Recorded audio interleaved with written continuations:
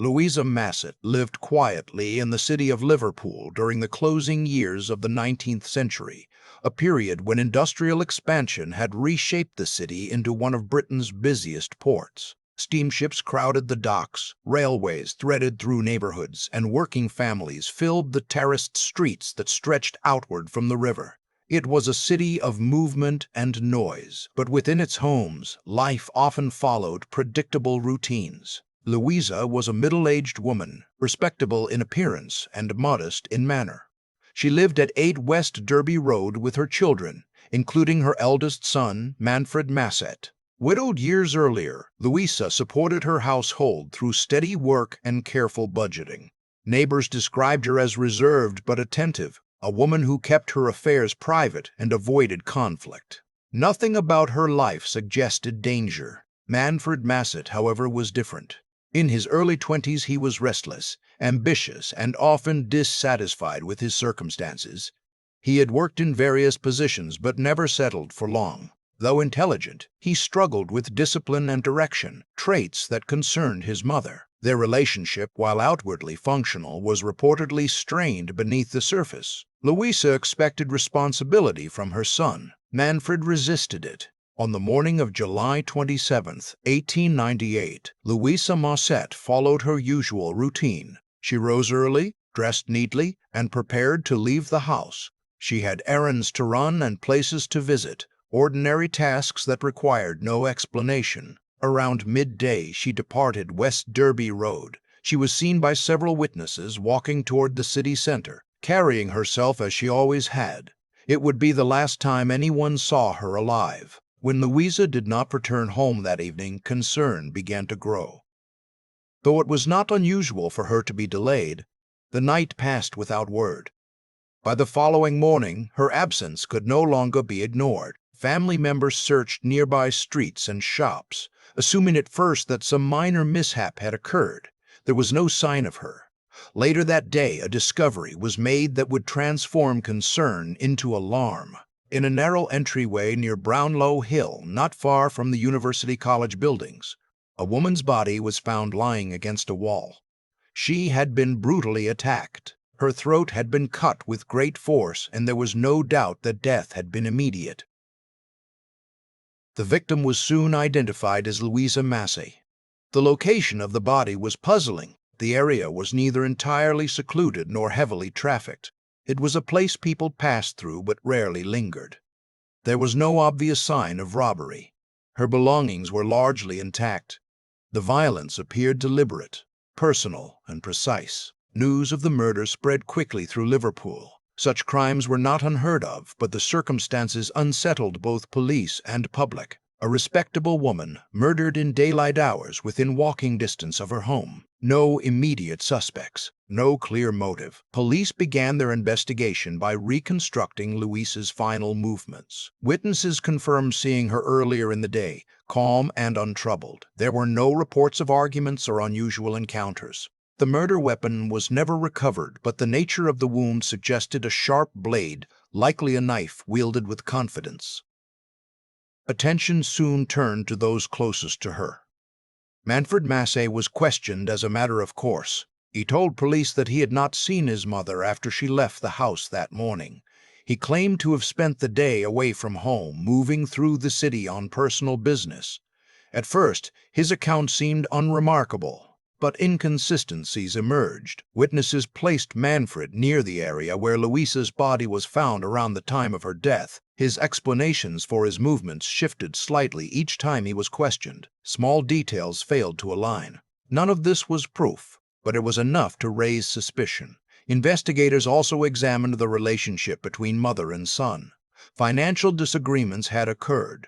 Louisa controlled household funds and had reportedly refused Manfred money shortly before her death. There were suggestions of arguments, of resentment, though nothing overtly violent had been recorded. The case rested almost entirely on circumstance. There was no direct eyewitness to the murder, no confession, no physical evidence conclusively linking Manfred to the crime scene, and yet the pattern seemed to point inward toward the family rather than an unknown attacker. Within days, Manfred Masset was arrested and formally charged with the murder of his mother. The charge shocked Liverpool. The idea that a son could kill his own mother struck at Victorian notions of family, duty, and morality. Newspapers seized upon the story, emphasizing the domestic betrayal at its heart. Public opinion began to harden even before the trial commenced. For Manfred, the arrest marked the beginning of a legal ordeal that would hinge not on certainty, but on inference. His fate would depend on how a jury interpreted gaps in evidence, inconsistencies in testimony, and assumptions about motive. The question at the center of the case was stark and uncomfortable. Was Manfred Masset a calculating murderer who had hidden his crime behind a web of coincidence? Or was he a convenient suspect in a case built on circumstantial reasoning and public outrage? The answer would be decided not by what could be proven beyond doubt, but by what could be believed. In the days following the murder of Louisa Masset, Liverpool police faced intense pressure to produce answers. The crime had shaken public confidence. A woman had been killed in broad daylight, close to the heart of the city, without any immediate explanation. The absence of a clear suspect unsettled both the authorities and the public, and the demand for resolution grew louder with each passing day. Detectives began by narrowing the timeline of Louisa's final hours. Witness statements placed her alive and well shortly before midday. By early afternoon, she was dead. This window of time became critical. Officers retraced her known route, speaking to shopkeepers, passers-by, and residents near Brownlow Hill. While several people recalled seeing her earlier in the day, no one reported witnessing the attack itself. The lack of eyewitnesses forced investigators to rely on circumstantial detail. The position of the body suggested the assailant had not acted impulsively. The wound to Louisa's throat was clean and forceful, delivered in a manner that suggested familiarity with using a blade. There were no defensive injuries consistent with a prolonged struggle, leading some officers to believe she may have been taken by surprise or had trusted the person who approached her. Equally notable was what was missing. There was no evidence of robbery. Her clothing remained intact, and personal items were still with her.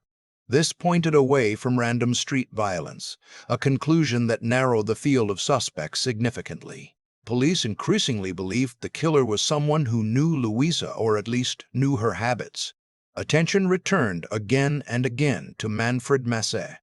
Officers reviewed his movements on the day of the murder with renewed scrutiny. Manfred maintained that he had spent much of the day walking through the city, attending to personal errands.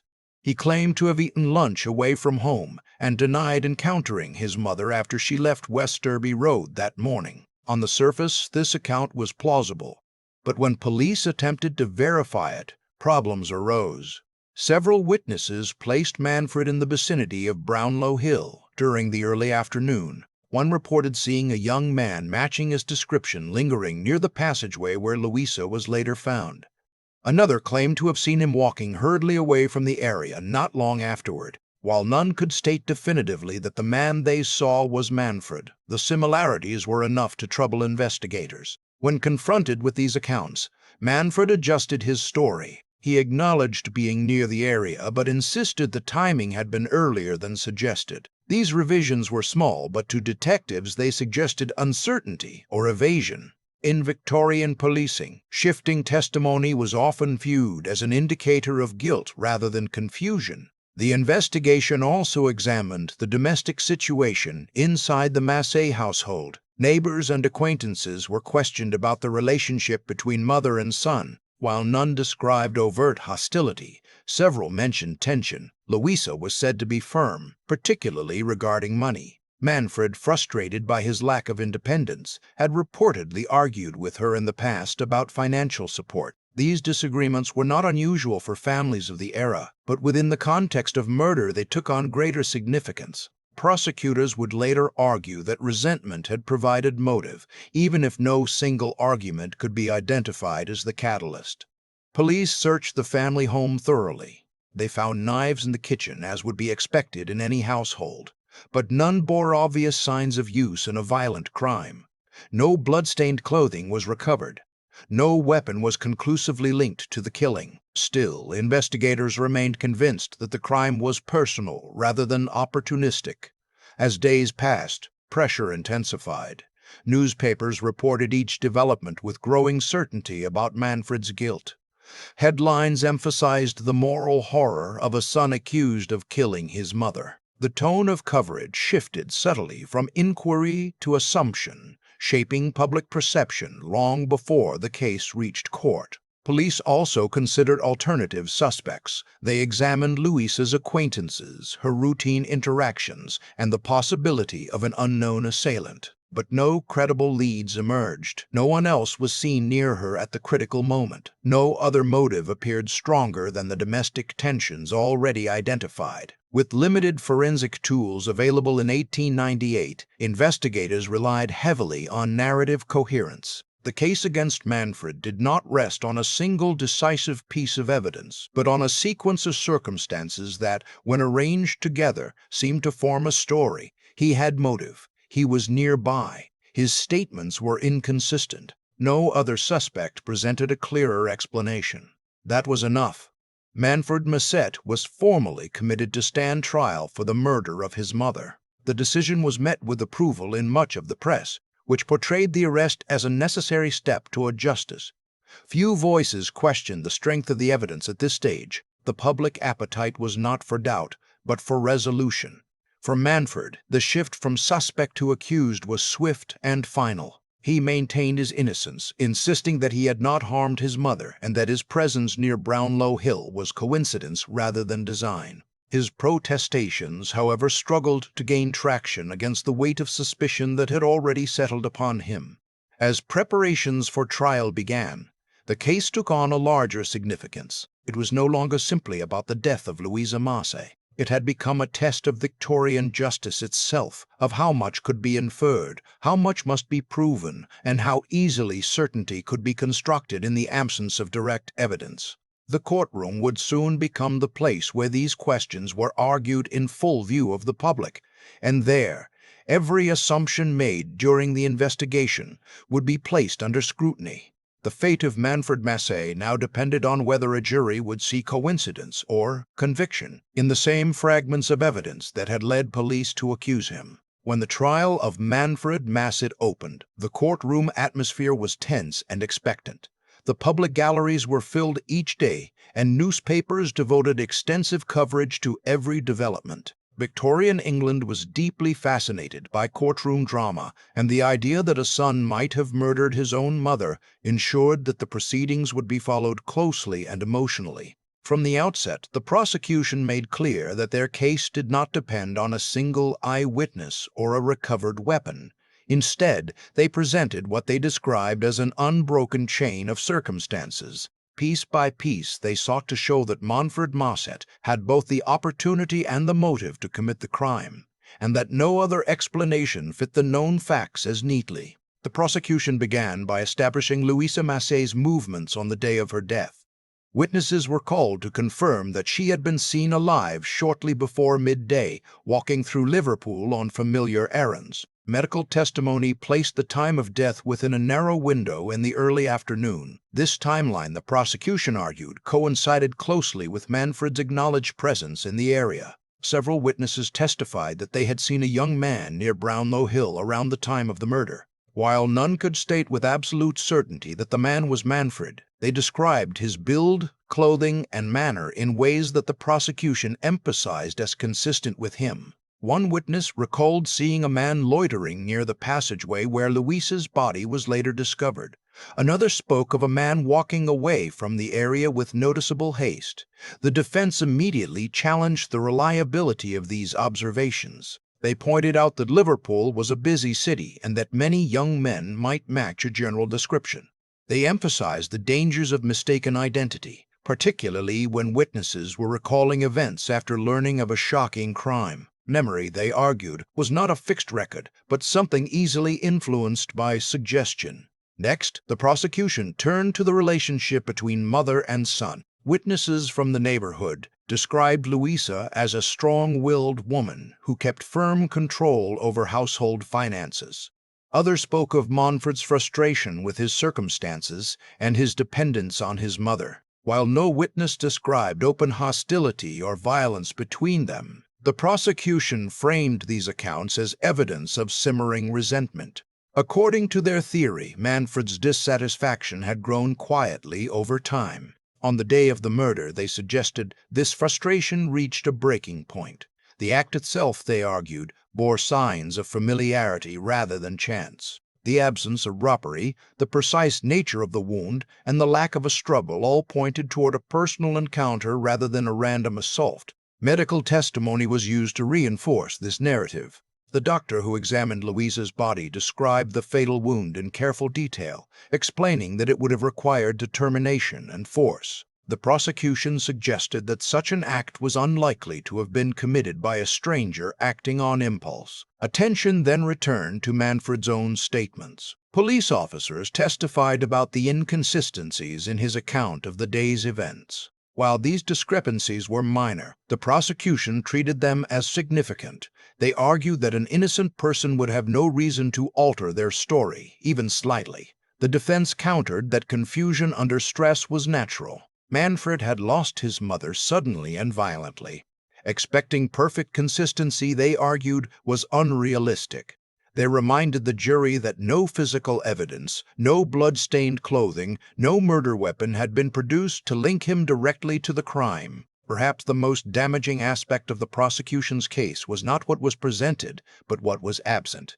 No alternative suspect was identified with comparable motive or opportunity. The prosecution emphasized this repeatedly, urging the jury to consider who else could have committed the crime. In their view, the lack of another credible explanation strengthened their case rather than weakened it. The defense warned against this line of reasoning. They reminded the court that the burden of proof lay with the prosecution, not the accused. The absence of another suspect did not, in itself, prove Manfred's guilt. To convict, they argued, the jury must be satisfied beyond reasonable doubt, not merely persuaded that he was the most convenient explanation.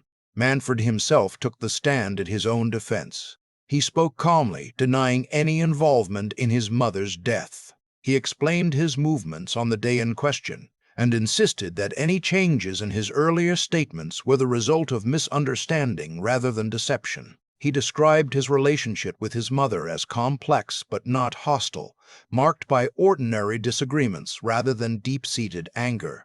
His testimony was received with mixed reactions. Some observers found him composed and sincere. Others interpreted his demeanor as distant or unemotional.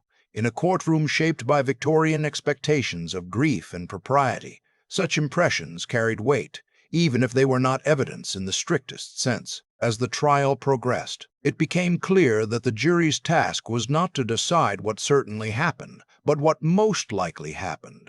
The case rested almost entirely on inference. Each fact, taken alone, might appear inconclusive. Together, the prosecution argued, they formed a compelling picture of guilt. In closing arguments, the prosecution urged the jury to consider the totality of the evidence. They spoke of duty to the victim, to society, and to justice itself. Allowing a murderer to go free, they warned, would undermine public confidence in the law. The defense, in contrast, appealed to caution. They reminded the jury that circumstantial evidence could be deceptive, that coincidences could align in ways that appeared meaningful but were not. They asked the jurors to imagine the irreversible consequence of a wrongful conviction. As the jury retired to deliberate, the courtroom fell silent. Outside, crowds gathered, awaiting the outcome. Newspapers prepared their headlines in advance, anticipating a verdict that would either confirm public suspicion or challenge it. The fate of Manfred Masset now rested in the hands of 12 jurors, tasked with weighing inference against doubt and probability against proof. When the jury returned to the courtroom, the atmosphere was heavy with anticipation. The trial of Manfred Masset had unfolded without dramatic revelations or definitive proof, yet it had steadily drawn the public toward an uncomfortable conclusion. The question before the jury was not whether every detail had been explained, but whether the accumulation of circumstances pointed clearly enough in one direction. The foreman stood and delivered the verdict. Guilty. The words echoed through the courtroom. followed by a brief, stunned silence. Louisa Masset's death, which had begun as a puzzling discovery in a Liverpool passageway, had now been formally attributed to her own son. For some in the gallery, the verdict confirmed what they had long suspected. For others, it provoked unease, rooted in the knowledge that the case had rested entirely on circumstantial evidence. Manfred Masset showed little visible reaction as the verdict was read. Observers noted that he remained composed, though his face appeared pale and drawn. Whether this restraint reflected shock, resignation, or innocence wrongly condemned was a matter of interpretation, and one that would fuel debate long after the trial concluded. The judge addressed the court with solemn gravity. He reminded those present of the seriousness of the crime and the duty of the law to protect life, particularly within the family, where trust was presumed strongest. In passing sentence, he acknowledged the absence of direct evidence but emphasized that the law allowed for conviction where circumstances formed a coherent and convincing whole. Manfred Masset was sentenced to death. The sentence sent a ripple through the courtroom and beyond. News of the verdict spread quickly through Liverpool and across the country. Newspapers reported the outcome in stark terms, often emphasizing the tragic nature of a son condemned for the murder of his mother. Editorials reflected divided opinion. Some praised the jury for their resolve, arguing that justice had been served despite the lack of a confession or eyewitness. Others expressed concern that a man had been condemned on inference alone. In the days that followed, petitions began to circulate. Supporters of Manfred Masset appealed for clemency, pointing to the circumstantial nature of the evidence and warning of the irreversible consequences of a potential miscarriage of justice. They argued that doubts still lingered and that the law should err on the side of mercy. The case reached higher authorities, and the evidence was reviewed. Officials examined trial transcripts, medical reports, and witness statements, searching for any flaw substantial enough to justify intervention. Ultimately, however, the appeals were unsuccessful. The verdict and sentence were allowed to stand. Manfred Masset was executed in 898. His death did not bring closure to all who had followed the case. Instead, it marked the beginning of a long-running debate that would persist in legal circles and among historians. The central question remained unresolved. Was Manfred Masset truly guilty, or had he been condemned by circumstance and suspicion? Those who believed in his guilt pointed to the coherence of the prosecution's narrative. They argued that while no single piece of evidence was decisive, the totality of facts left little room for alternative explanations. The absence of robbery, the timing of events, and the strained relationship between mother and son were, in their view, too closely aligned to be coincidental. Skeptics countered that the case illustrated the dangers of circumstantial reasoning. They noted that no murder weapon had ever been found, no blood-stained clothing conclusively linked to Manfred, and no witness who saw the act itself. They emphasized that Victorian juries, influenced by social expectations and moral judgments, might have been swayed by character assessments rather than proof. The case also raised broader questions about justice in the late 19th century. It highlighted the limits of forensic science at the time, when investigators relied heavily on observation and inference rather than physical evidence. It also reflected societal attitudes toward family dynamics, dependency, and perceived moral failings. Over time, the murder of Louisa Masset became a reference point in discussions of wrongful conviction and the use of circumstantial evidence. Legal scholars cited it as an example of how persuasive such evidence could be and how dangerous it might become when not balanced by caution. For Liverpool, the case gradually faded from public memory, replaced by newer tragedies and scandals. Yet for those who continue to study it, the story retained its power. It was not merely a tale of crime and punishment, but a reminder of how easily certainty can be constructed from fragments and how difficult it can be to distinguish truth from probability. Louisa Masset was buried, mourned briefly, and then largely forgotten by the city she had lived in. Manfred Masset became a name recorded in legal history, his guilt forever debated but never resolved. In the end, the case leaves us with no final answer, only a question that continues to echo through time. When justice relies on circumstance alone, how certain can we ever truly be?